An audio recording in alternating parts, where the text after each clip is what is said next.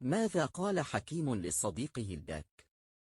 رسول الله خرتها هكذاك اه وخرتها في لايف، قلت لهم وصلوها والله للدار. وصلني الريكورد، والله الله يعزك يا اخوي.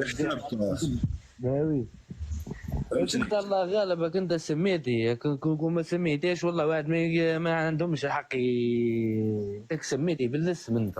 ايه بصح شوف معايا، اسمح لي، انا كي هبطت للسونترال، هبطت للبروكيرور، لقيت باللي كاين لعب خلاف ماشي غير في السميه، فهمتني.